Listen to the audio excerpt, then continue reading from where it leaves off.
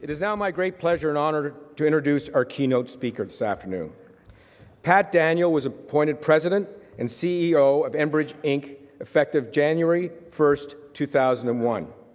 He became a director of Enbridge in May 2000 and is also a director of a number of Enbridge's subsidiaries. Pat's energy sector experience spans over 35 years. He has held numerous positions, increasing responsibility over his years with Enbridge and its predecessor companies. His background includes process engineering, information technology, corporate planning positions with Hudson's Bay Oil and Gas and Home Oil. Following Home Oil's acquisition of IPL, he served as a director, planning for Interhome Energy Inc. and was responsible for the startup of Enbridge's technology and consulting business unit and its international division and expansion into the natural gas business. He is a director of Cenovus Energy, Canadian Imperial Bank of Commerce, and is a member of the North American Review Board of American Air Liquide Holdings. He is an active industry and community volunteer. He is a member of the National Petroleum Council and a director of the American Petroleum Institute. He volunteers with the United Way, the Nature Conservancy of Canada, and numerous other nonprofit organizations. In 2007, he was named Canadian Energy Person of the Year by the Energy Council of Canada. In 2009, he received the Distinguished Business Leader Award from the University of Calgary, Haskayne School of Business, and the Calgary Chamber of Commerce. It's not easy to say. In addition, Pat was named 2010 Resource Person of the Year by the Alberta Chamber of Commerce. He holds a Bachelor of Science degree from the University of Alberta and a Master of Science degree from the University of British Columbia in chemical engineering. Please join me in welcoming Pat Daniel to the podium.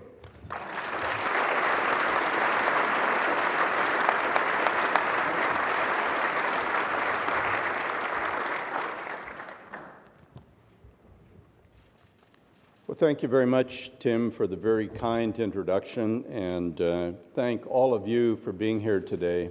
You know, I'd heard that it was going to be a good crowd, and I was pretty proud of that. And then I look around the room and I see all my friends from CIBC and all of the Enbridge people in the room, and I realize that there probably aren't very many non-Enbridge or CIBC people here.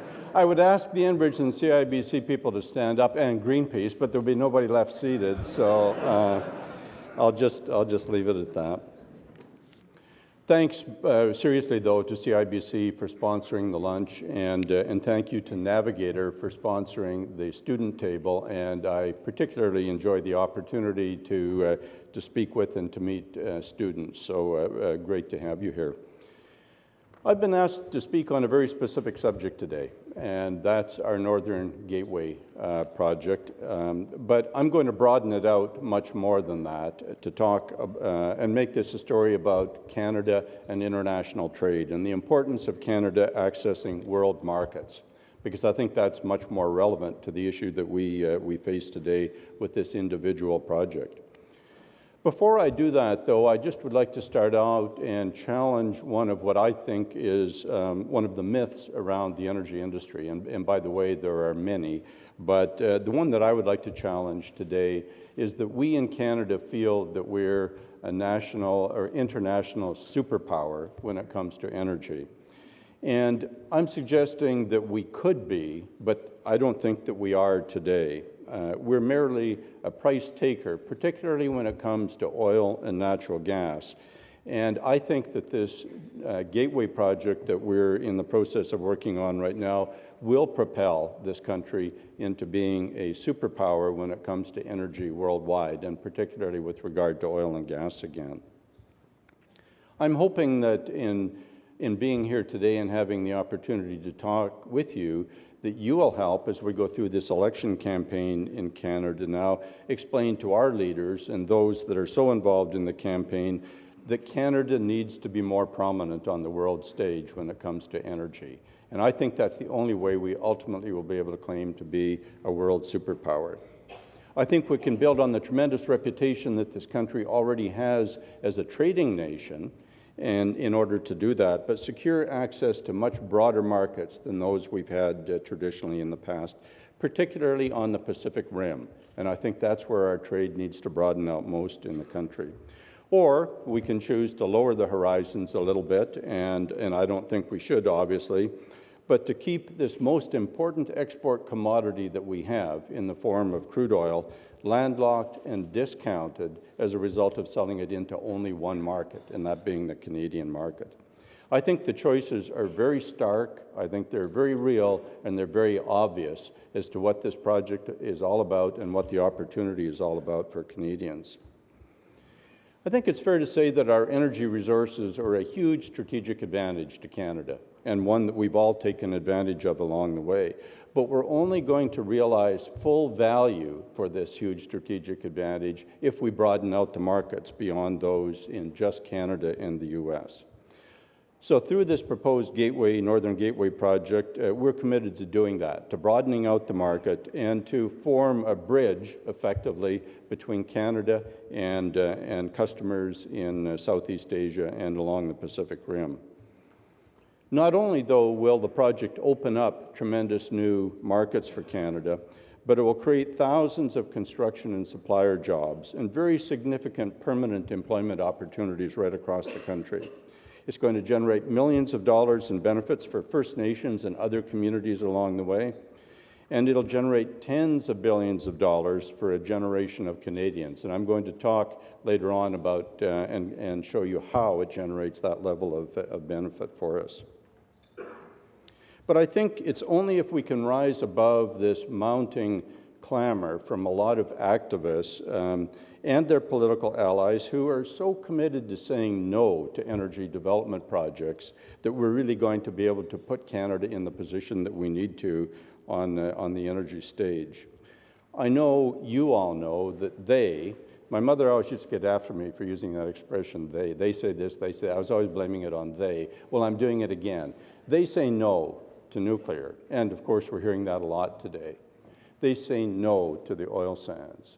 They say no to fracturing wells to produce natural gas. They say no to hydro development. There are so many no's coming out there, and I think we really as a country have to start to turn that around.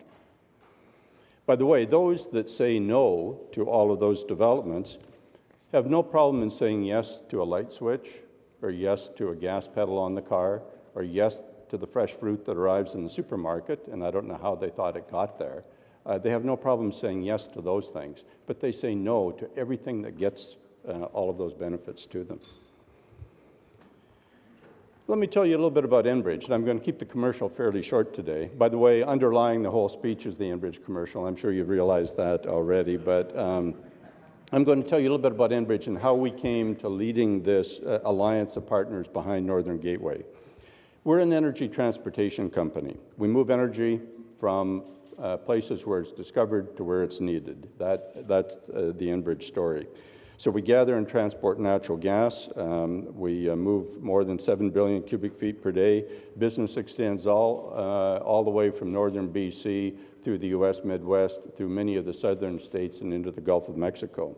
We operate the longest, largest, and most complex crude oil pipeline system in the world, and that is in the Guinness Book of Records, in case you want to test me out on that one. We deliver about 2 million barrels a day of crude oil to Canadian and U.S. markets. Enbridge Gas Distribution, right here, has 2 million customers. It's the largest gas distribution utility in Canada, and we have the franchise in the Toronto and Ottawa areas. But I'm also very proud of some of the new and emerging businesses at Enbridge, particularly when it comes to green and renewable energy. We now own and operate 7 wind farms. We operate 2 solar facilities, including the world's largest photovoltaic solar facility in Sarnia, Ontario. We're involved in waste heat recovery, a significant fuel cell application here, and we've also entered the geothermal energy business and hope to become much bigger in that business as well. The energy that we deliver is absolutely essential to day-to-day life. It heats and powers homes, hospitals, and businesses. It moves goods, people, and information. So in our view, the energy that we provide really helps drive the economy in a big way. We're also very proud in how we deliver on our commitments. take very seriously the obligations that come along with operating this huge amount of energy delivery infrastructure, and we do deliver energy safely, reliably, and sustainably. So to go back to the subject of Canada being an energy superpower, we are absolutely committed to help move Canada along on this strategy. But simply possessing the vast resources that we have in this country is not enough to make us an energy superpower in our mind. For example, we face the same thing in the forest industry. Just because you have a lot of lumber resource doesn't make you a lumber superpower worldwide. Or because you have millions of acres of rich farmland, that doesn't make you an agricultural or grain superpower by any means. To be a true economic superpower, you have to go well beyond the resources that you hold, and you have to be able to influence and impact on the world stage. And that's really what we're talking about being able to do through our Gateway project. As I mentioned, we could become an energy superpower, but we're not one yet. It's going to require very strong leadership in this country, strategic vision, and focused effort over the next number of years in order to get to where we need to go. And those are attributes that we often don't exhibit as Canadians, and we've got to, in my mind, in order to make this happen. When you look at Canada, we're extremely fortunate, obviously. We sit on the map up above the biggest market in the world, and we've got one of the largest natural resource bases in the world. So it's a logical marriage, and it has resulted in tremendous opportunity for us. But I think this unparalleled integration between the Canadian and U.S. resource and market has made us complacent. It's made us very captive in terms of our audience. When you only have one customer, you automatically become a price taker rather than a price maker. And that's what we are when it comes to energy. I'm sure we have a number of Americans in the room, and I do want to be clear that there is no doubt that the U.S. will always be the strongest market for Canadian energy. So don't misinterpret. I'm not saying that we in any way abandon our U.S. market. The interdependence, though, of the economies, I think, will be even stronger if Canada broadens out its market from what it is today. Right now, virtually all of our crude oil exports go to the U.S.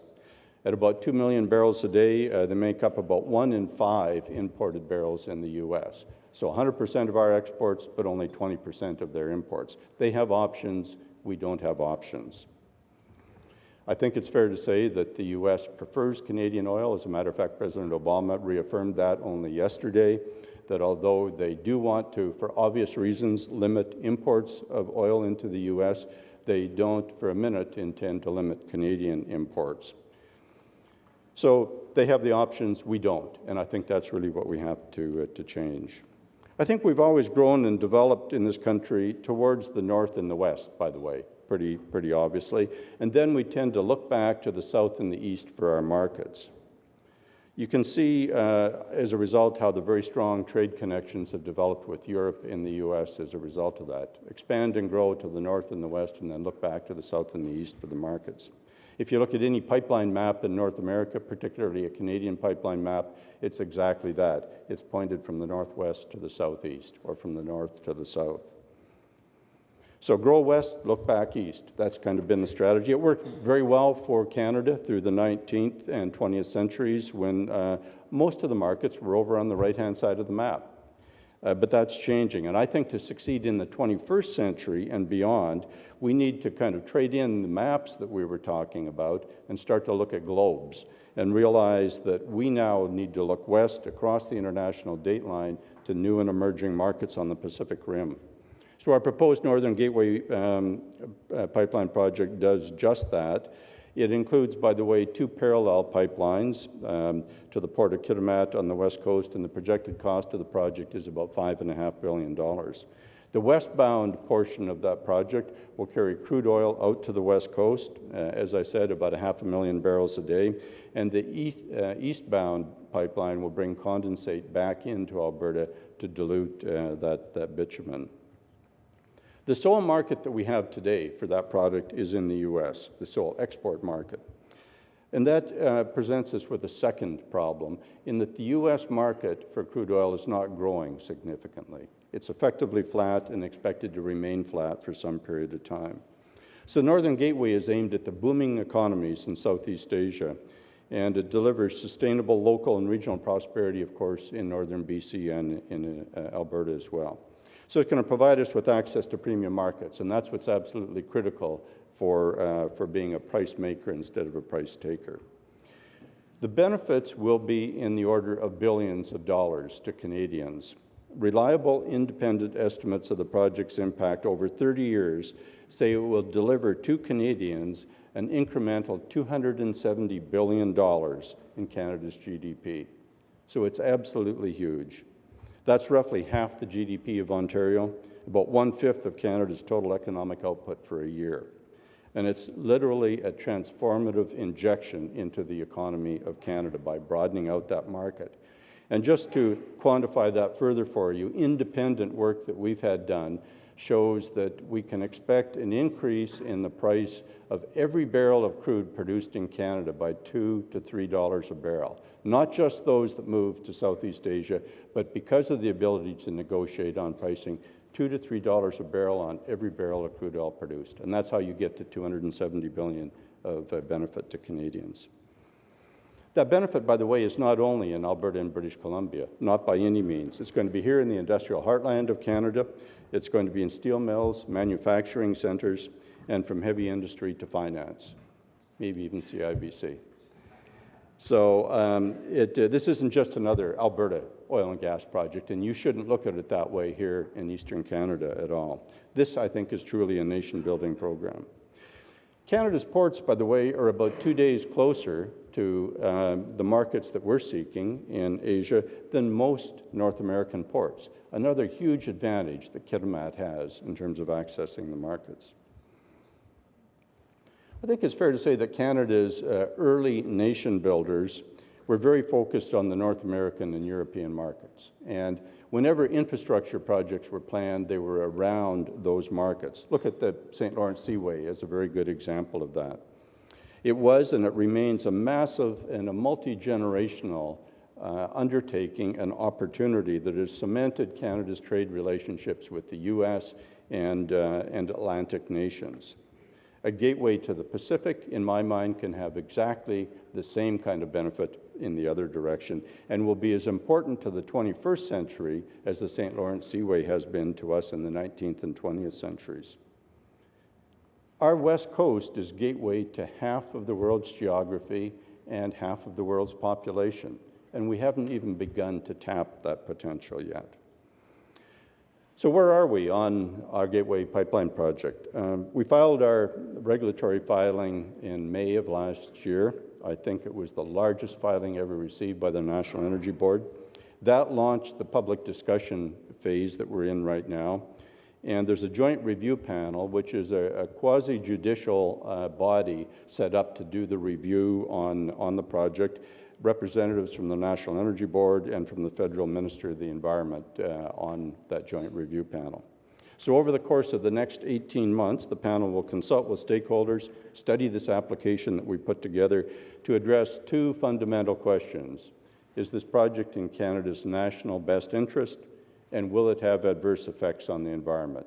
That's the basic mandate of SEIA and the NEB as they go through the joint review panel discussion. Like I say, that'll be probably an 18-month process. This comes after 10 years of work. We first conceived Gateway 10 years ago. We will have spent approximately a little over $200 million up to this stage to get it to the point of getting it to the regulator. So as you can see, it's been a huge commitment on our part and on the part of supporting companies. By the way, I think that we as Canadians should be proud and have a high degree of confidence in the quality of the regulatory oversight in this country. And this joint review panel is going to hold Enbridge to the highest standards. You can be assured of that. I would challenge you to find a review panel anywhere in the world that would hold us to a higher standard than this joint review panel. And I'm confident that it will render a decision that's going to be in Canada's national best interest. So let me maybe go at another myth that bothers me an awful lot that's very relevant to this project. And That is the myth and the idea that's presented by some that we should be ashamed of our country's abundant energy resources, and the oil sands in particular. I think that's absolute nonsense, that we should be ashamed of the oil sands or the way in which we're developing the oil sands. First of all, the energy sector employs hundreds of thousands of Canadian men and women from coast to coast, not just in Alberta, not just in BC or Saskatchewan.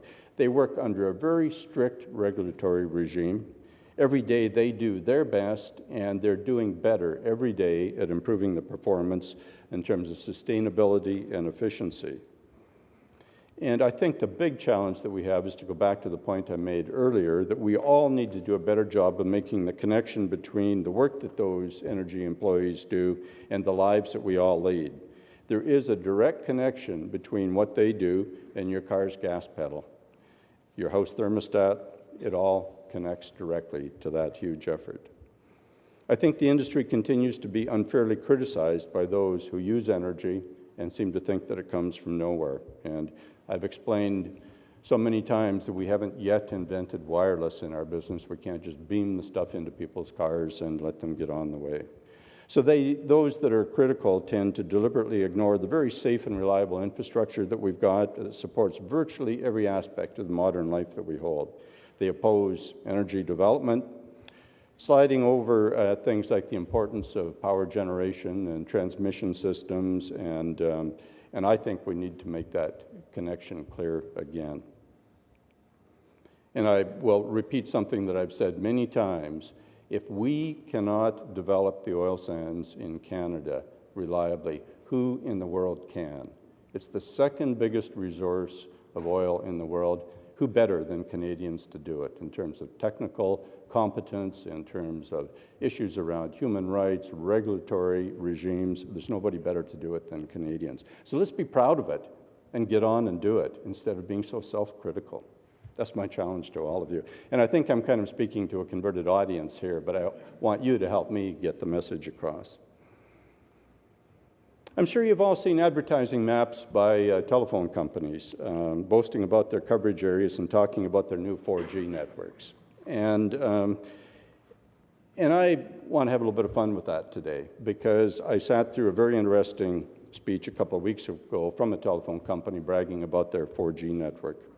I think the energy industry has been providing even more profound benefit to society for decades than what you can ever get from the new 4G network. And I'm trying to put this in terms that the students in the back will identify with. They maybe have trouble identifying with crude oil pipelines, but 4G networks, I know, are front and center for you all. So I'm going to talk a little bit about our 4G network at Enbridge. And let me show you the coverage that Enbridge provides. And I think we've got some slides keyed up. First of all, let's start out with our infrastructure. Liquids and gas pipelines and green energy generation are the three main businesses of Enbridge. So this is the equivalent of the telephone company showing the map as to where their cell phone towers are. This is simply not necessarily the areas that are served, but this is where the infrastructure extends. So it doesn't, like I say, speak to coverage. But let's look at natural gas that we transport from Western Canada, the southern U.S., and the Gulf of Mexico. And now we have shaded in and show that our system transports at least a portion of the natural gas used for heat transportation, power generation, and industry in Ontario, Quebec, New Brunswick, and 39 states in the U.S. Pretty significant 4G network for Enbridge and natural gas.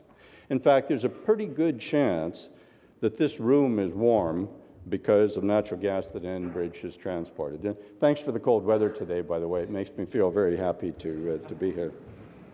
Our green energy projects are connected to a North American electrical grid, and their collected output could power a city the size of London or Oshawa. So very significant coverage in terms of our renewables business, and getting bigger every day. Our liquids pipelines have a tremendous and largely unrecognized positive impact on a vast number of Canadians and Americans, as shown here. So fill up your car anywhere from Alberta to Ontario or in any of the states shown here across the U.S., and you are likely filling up with gasoline that we transported or that started as crude oil moved by an Enbridge pipeline along the way. I don't think there is any gasoline sold in the province of Ontario that any substantial amount that doesn't come through an Enbridge pipeline. And of course, people are filling up a lot more than their automobiles. They're filling up school buses, they're filling up city buses, they're filling up ambulances, fueling fire trucks, police vehicles, emergency generators for hospitals. You know, it goes on.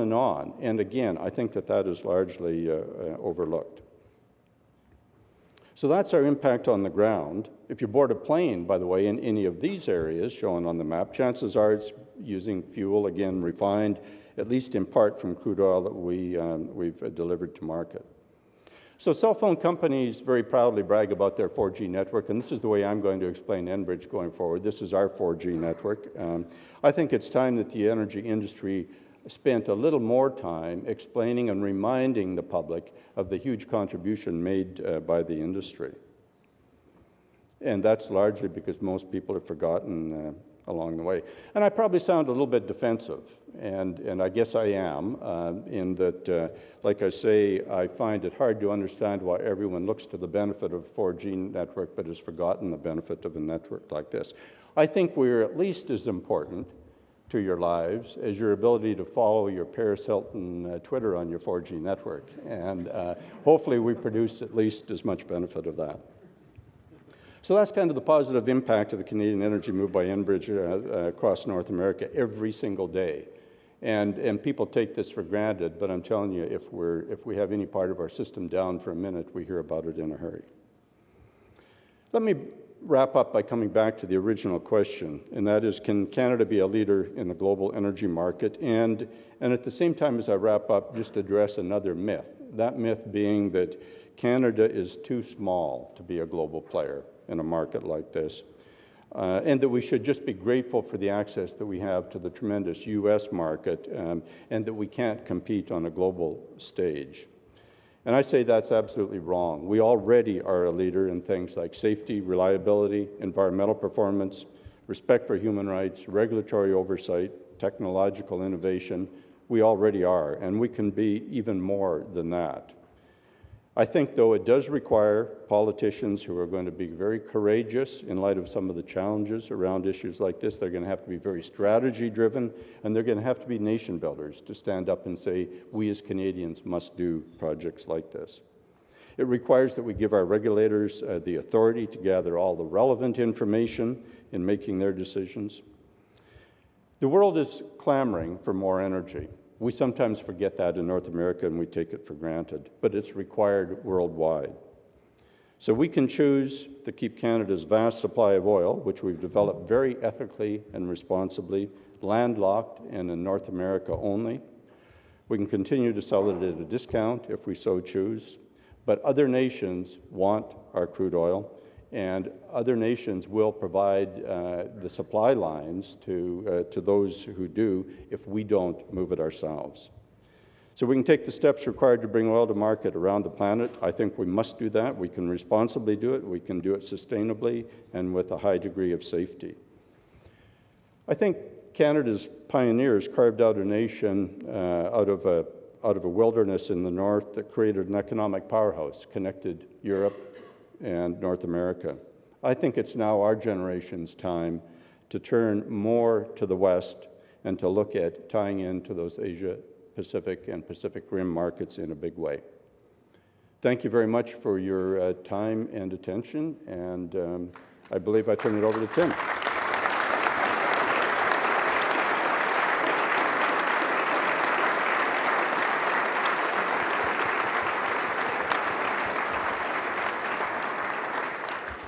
Okay.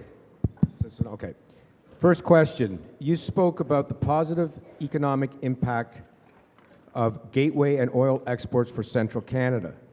But economic research shows rising oil exports are hurting the manufacturing sector.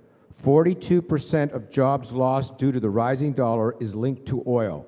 What do you propose to do to limit those imports? To limit the imports, this is to Canada?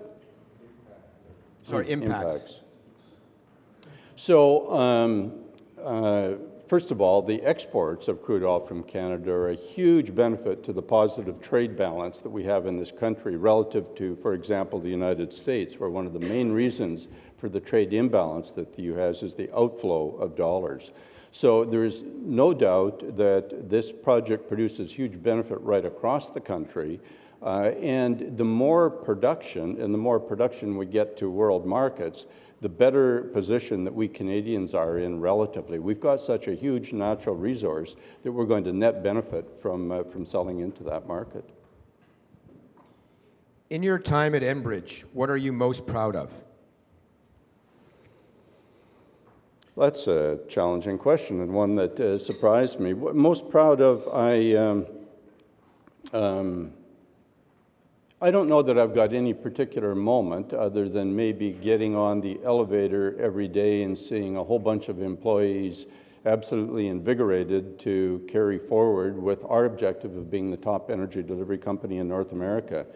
And that is the general underlying driver of satisfaction that I get. I must admit that I find particularly interesting and rewarding right now the initiatives that we have to get involved in green and renewable business. That's been an underlying and personal interest of mine all the way along, and I think that's very important for setting this company up to be a sustainable company 50 years down the road. And I thank every day those that established the company in the crude oil business 50-some years ago, and I'm hoping some people will thank me 50 years from now for our move into renewables. Enbridge has been praised for its corporate culture and for being a top employer. What sets you apart to make this the case? The subject of being a top employer is one where I could list off all of the things that we do with regard to employee benefits, community involvement, pride in the organization for the way in which we conduct our business. But to tell you the truth, I think the most important thing is to run a profitable business that provides employment opportunities to a lot of people. And I'm told this most often by employees out of our Houston operation, many of whom have worked for companies that have gone bankrupt or gone under along the way. And every time I sit with them, they remind me and they thank me for keeping this company profitable and continuing to survive so that we can provide the employment opportunities. What initiative is Enbridge taking to address environmental concerns? That's our last question. And I don't know whether that's environmental concerns associated with Gateway or whether it is broader, but I'm assuming maybe Gateway. And the main, there are two areas in which I should talk about environmental issues around Gateway. One is the pipeline itself out to Kitimat. The other is the tanker traffic off the West Coast. And it's the tanker traffic off the West Coast that has caught the majority of the attention and most of the opposition with regard to Gateway. Let me list for you 4 or 5 things that we're doing. And in setting the stage for this, by the way, most of that opposition comes from an incident known as the Exxon Valdez 21 years ago, where there was a major spill on the Northwest Coast. Every day since then, there's been approximately 8 million barrels a day of crude oil move into and out of North America safely. Now, I realize one incident in 21 years is not good, but remember that we have 8 million barrels a day of crude oil moving safely. So what's Enbridge going to do? The tankers on the West Coast are going to be double hull, which is a significant improvement over the Exxon Valdez. They're going to be boarded offshore by BC qualified pilots. No tanker will come into or out of the Douglas Channel unless it's piloted by a BC qualified pilot. All of the tankers are going to be tug-tethered, both sides. So they're not just going to be freewheeling through the Douglas Channel, they're tug-tethered, both sides. We're installing an all-new navigation system on the entire west coast of British Columbia that will aid all marine traffic on the west coast. Those are the main environmental issues that we're addressing. I've been challenged by First Nation leaders, can you guarantee me you will never have an accident? And no, I can't. I can't guarantee that we will never have an accident, but we feel we've reduced the odds to the point that, that it is highly acceptable. As I mentioned, Air Canada can't give me any guarantees either when I get on a flight. And yet I know that, that we're going to do a very, very good job of providing the safest and highest standard operation. With regard to the environmental issues leading up to Kitimat, it's primarily one of a lot of stream crossings along the way. And the way in which pipelines are installed and maintained changes daily, but the majority of the stream crossings are going to be drilled. They won't be open trenched, and hence there should be minimal disruption along the way. We don't expect any significant environmental issues. It's beautiful terrain that we run through, but we're going to be very respectful of that. I fly fish that terrain myself. I know exactly how I would feel if there was a mess made anywhere along the way. So it'll be using the most modern of pipeline methodologies for restoration of right-of-way and for boring under the many stream crossings that we've got. Thank you, sir. Thank you.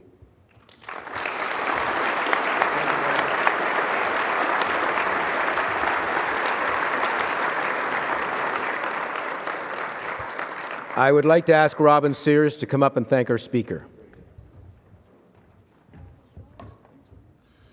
Thank you, Tim. You know, in every industry, iconic leaders emerge. They're not always the CEOs of the largest company. They're not elected or appointed by anybody. Sometimes it takes years for them to achieve that status. They're the people the media quote. They're the people who draw big crowds to come and hear what they say. They're people who represent the values of an industry beyond their role as a CEO of their firm. And the things that characterize those leaders, I think we all recognize, are moral authority, presence, passion, credibility, eloquence. At the Empire Club, we get to meet a lot of those leaders, and I think today we saw one of the iconic leaders of the Canadian oil and gas sector, Pat Daniel. Thank you very much, sir.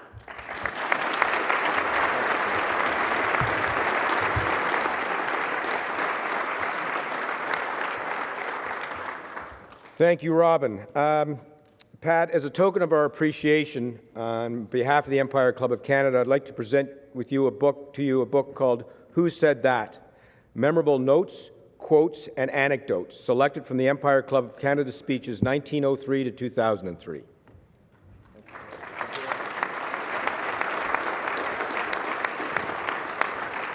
Okay, just a couple of quick housekeeping issues. On your tables, you'll find cards for the next few events.